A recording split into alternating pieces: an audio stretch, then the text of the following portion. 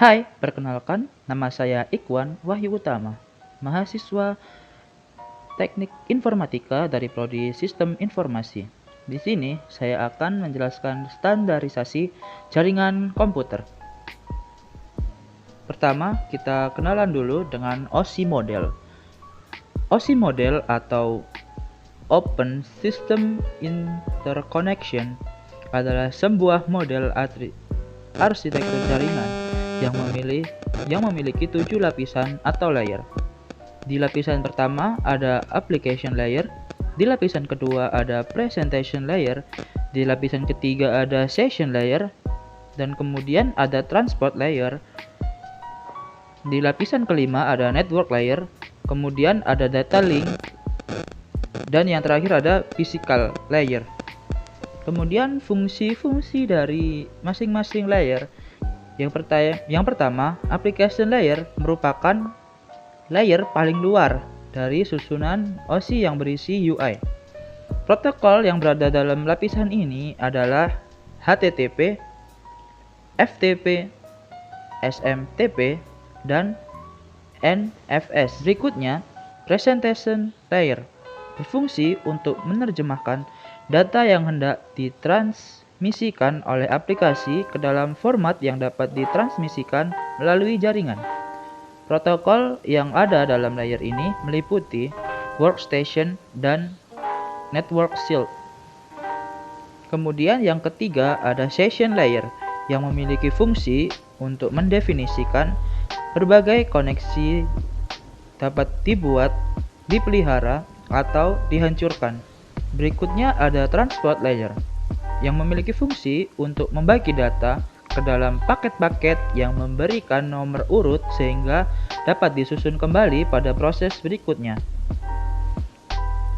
Di proses berikutnya ada network layer yang memiliki tugas mendefinisikan alamat-alamat IP, membuat header untuk paket-paket, dan kemudian melakukan routing melalui internetworking. Berikutnya layer data link yang berfungsi untuk menentukan bagaimana bit-bit data dikelompokkan menjadi format yang disebut sebagai frame, dan pada proses ini dilakukan koreksi kesalahan. Berikutnya yaitu physical layer, berfungsi untuk mendefinisikan media transmisi jaringan, metode persinyalan, sinkronisasi bit, arsitektur jaringan, topografi jaringan, dan perkabelan. Setelah kita mengenal OSI method, kita akan kenalan dengan TCP/IP. TCP/IP atau Transmission Control Protocol Internet Protocol merupakan protokol standar yang mengatur komunikasi data komputer, baik proses download atau upload data di internet, serta dapat berdiri sendiri tanpa harus dipasang oleh perangkat keras jaringan apapun. TCP/IP menjadi protokol standar yang banyak digunakan dalam pertukaran data dalam jaringan internet global. Berikutnya yaitu perbedaan TCP dan UDP. Yang pertama, TCP memerlukan koneksi antar perangkat, sedangkan UDP tidak memerlukan hubungan antar perangkat untuk terhubung. Yang kedua, jalur TCP, jalur transfer data bersifat dua arah atau bolak-balik, sedangkan UDP mengirimkan data bersifat datagram atau satu arah.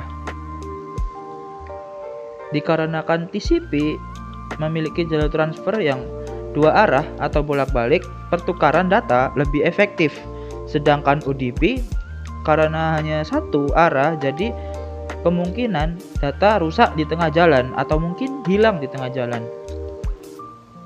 Kemudian layanan atau aplikasi yang menggunakan TCP adalah email, file sharing, dan download. Sedangkan UDP streaming video, streaming musik. Kemudian network protocol.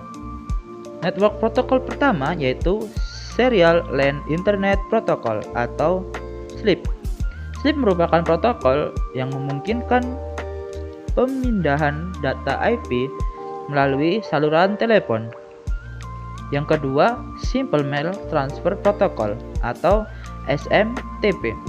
Protokol yang umum digunakan untuk mengirimkan email. Protokol ini digunakan untuk mengirimkan data dari komputer pengirim email ke server email penerima.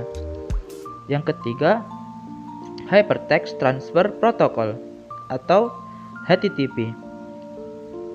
Protokol yang digunakan oleh World Wide Web atau WWW. HTTP mendefinisikan bagaimana suatu pesan bisa diformatkan dan dikirimkan dari server ke klien. Yang keempat, Telecommunication Network atau Telnet. Protokol jaringan yang digunakan di koneksi internet atau Local Area Network. Yang kelima, File Transfer Protocol atau FTP. Merupakan protokol internet yang berjalan di dalam lapisan aplikasi yang merupakan standar untuk pentransferan file komputer antar mesin-mesin dalam sebuah internetwork. Yang keenam, Lightweight Direction Access Protocol atau LDAP, yaitu protokol perangkat lunak yang memungkinkan semua orang mencari resource, organisasi, perorangan, dan lainnya, seperti file atau printer di dalam jaringan, baik di internet atau intranet. Kemudian nomor 7 ada Security Socket Layer atau SSL, yaitu protokol jaringan yang paling banyak digunakan untuk enkripsi. Ditambah lagi, SSL digunakan tidak hanya keamanan koneksi web, tetapi untuk berbagai aplikasi yang memerlukan enkripsi jaringan end-to-end. Untuk memodifikasi SSL, Apache Linux dapat menggunakan perintah A2 dismod. Kemudian yang kedelapan, Simple Network Monitoring Protocol atau SNMP, yaitu protokol yang digunakan untuk monitoring device di jaringan. Konten aplikasi yang menggunakan protokol ini ialah MRTG, Dedut, dan lain-lain. Kemudian yang kesembilan, Secure Seal atau SSH. Protokol jaringan yang memungkinkan pertukaran data secara aman antara dua komputer. Yang ke-10 yaitu Post Office Protocol version 3 atau POP3. Protokol yang digunakan untuk mengambil email dari email server. Yang ke-11, Internet Message Access Protocol atau IMEP. Protokol standar untuk mengakses atau mengambil email dari server. IMEP memungkinkan pengguna memiliki pesan email yang akan diambil, membuat folder di server, mencari pesan email tertentu, bahkan menghapus pesan email yang ada. Kemudian yang ke-12 yaitu Internet Control Message Protocol atau ICMP. ICMP utamanya digunakan oleh sistem operasi komputer jaringan untuk mengirim kesalahan yang menyatakan sebagai contoh bahwa komputer tujuan tidak bisa dijangkau. Yang kemudian ada Point-to-Point Protocol, yaitu protokol enkapsulasi paket jaringan yang dapat digunakan pada Wide Area Network atau WAN.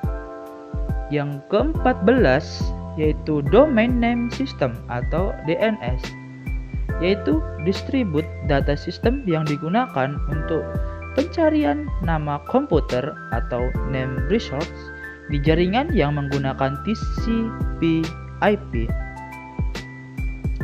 Kemudian ada HTTPS, yaitu versi aman dari HTTP, protokol komunikasi dari WWW.